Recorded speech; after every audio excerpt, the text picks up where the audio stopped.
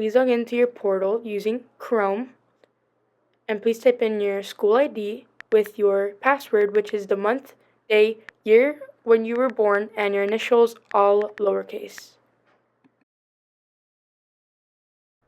Please log into Schoology with your school email, which is your ID at students.stateschools.net.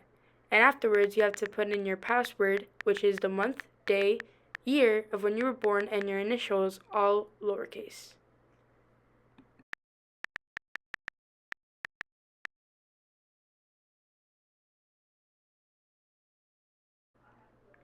When you log into Schoology, go to your research period and go all the way to the left where you see all those apps and find iReady, and there you go.